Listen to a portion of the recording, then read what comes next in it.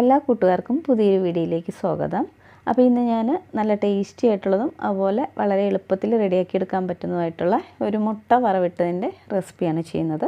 ഇത് തയ്യാറാക്കാനായിട്ട് നമുക്ക് ഒരു 5 മിനിറ്റ് പോലും ശരിക്കും വരില്ല. അപ്പോൾ വീഡിയോ കണ്ട് ഇഷ്ടപ്പെടുവാണ് മറക്കാതെ എല്ലാവരും ഒന്ന് ലൈക്ക് ചെയ്ത് സപ്പോർട്ട് ചെയ്യണേ. അപ്പോൾ നമുക്കിതെങ്ങനെയാണ് തയ്യാറാക്കുന്നതെന്ന് നോക്കാം. ആദ്യം പാനിലേക്ക് നമുക്ക് വെളിച്ചെണ്ണ ഒഴിച്ചു കൊടുക്കാം. ഇനി എണ്ണ ചൂടായി വരുമ്പോൾ കടുക് ഇട്ട് കൊടുക്കാം. ഇപ്പോൾ നമ്മുടെ കടുകൊക്കെ നന്നായിട്ട് പൊട്ടി വന്നിട്ടുണ്ട്. ഇതിലേക്ക് നമുക്കൊരു 2-3 വറ്റൽമുളകും അതിൻ്റെ കൂടെ കുറച്ച് കറിവേപ്പില ഇട്ട് കൊടുക്കാം. അതിനുശേഷം നമുക്കിതിലേക്ക് അത്യാവശ്യം വലിപ്പമുള്ള ഒരു സവാള വളരെ ചെറുതായിട്ട് അരിഞ്ഞതും അതിൻ്റെ കൂടെ ഒരു 6-7 വെളുത്തുള്ളിയും കൂടെ ഇട്ട് കൊടുക്കാം. ഇനി ഇതിലേക്ക് വേണ്ടുന്ന ഉപ്പിട്ട് കൊടുക്കാം. അതിനുശേഷം ജസ്റ്റ് ഒന്ന് നമുക്കിത് വാട്ടിയെടുക്കാം. കുറേ ഒന്നും വഴറ്റേണ്ട ആവശ്യമില്ല, 1 മിനിറ്റ് ഒന്ന് വഴറ്റിയെടുത്താൽ മതി. അതിനുശേഷം നമുക്കിതിലേക്ക് ഒരു തക്കാളി വളരെ ചെറുതായിട്ട് കട്ട് ചെയ്തിട്ട് കൊടുക്കുക. ഇനി ഇത് നന്നായിട്ടൊന്ന് വഴറ്റിയെടുക്കണം. അപ്പോൾ ഇത് പെട്ടെന്ന് വഴന്ന് വരാൻ വേണ്ടി നമുക്കിതൊന്ന് അടച്ചു വെച്ച് കൊടുക്കാം. അപ്പോൾ ഇടയ്ക്ക് നമുക്ക് മൂടിയൊന്ന് തുറന്ന് നോക്കാം. ഇപ്പോൾ നമ്മുടെ സവാള അതുപോലെ തക്കാളിയൊക്കെ അത്യാവശ്യം നന്നായിട്ട് വഴന്ന് വന്നിട്ടുണ്ട്. ഇനി ഇതിലേക്ക് നമുക്ക് പൊടികൾ ചേർത്ത് കൊടുക്കാം.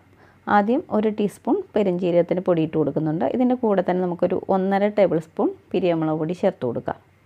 ഇതിന് പകരം നല്ല മുളക് പൊടിയാണ് ചേർക്കുന്നതെങ്കിൽ ഇതിൻ്റെ നേർപകുതി ഇട്ട് കൊടുത്താൽ മതി. ഇനി ഇതിലേക്ക് നമുക്കൊരു 1/4 ടീസ്പൂൺ ഗരം മസാല പൗഡർ ഇട്ട് കൊടുക്കാം. ഗരം മസാല പൗഡറിൻ്റെ അളവ് ഇതിലും കൂടണ്ട, കാരണം അത് കൂടുതൽ ചേർത്തിട്ടുണ്ടെങ്കിൽ നമ്മുടെ ഈ ഒരു മുട്ട വറവിട്ടതിന് അത്രയ്ക്ക് ടേസ്റ്റ് ഉണ്ടാവില്ല. ഇനി ഇതിൻ്റെ ആ ഒരു റോ ടേസ്റ്റ് മാറുന്നവരെ ഇത് നന്നായിട്ടൊന്ന് വഴറ്റി കൊടുക്കാം. ഇപ്പോൾ നമ്മുടെ പൊടികളുടെ ആ ഒരു റോ ടേസ്റ്റൊക്കെ നന്നായിട്ട് മാറി വന്നിട്ടുണ്ട്. ഇനി നമുക്കിതിലേക്കൊരു 1/2 കപ്പ് വെള്ളം ചേർത്ത് കൊടുക്കാം. എന്നിട്ട് നന്നായിട്ടൊന്ന് ഇളക്കി കൊടുക്കാം.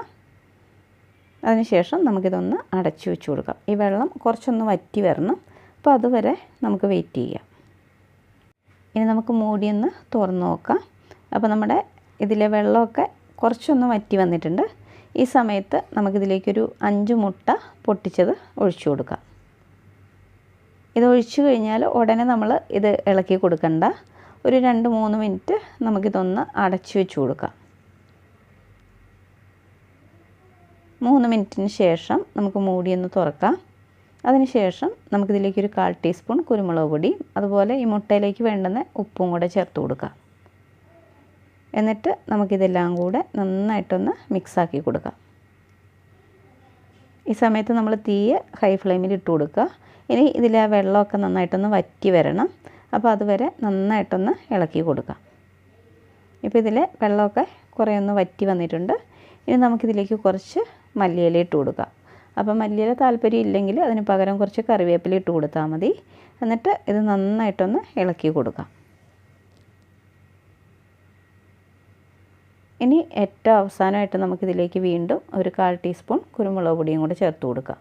എന്നിട്ട് ഒന്നുകൂടെ നന്നായിട്ട് ഇളക്കി കൊടുക്കാം. ഇപ്പോൾ നമ്മുടെ മുട്ട വറവിട്ടത് ഇവിടെ റെഡി ആയിട്ടുണ്ട്. അപ്പോൾ ഞാൻ തീ ഓഫ് ചെയ്ത് കൊടുത്തിട്ടുണ്ട്.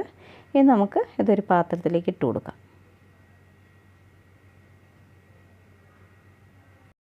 നല്ല ടേസ്റ്റി ആയിട്ടുള്ള നമ്മുടെ മുട്ട വറവിട്ടത് അങ്ങനെ റെഡിയായി കിട്ടിയിട്ടുണ്ട്.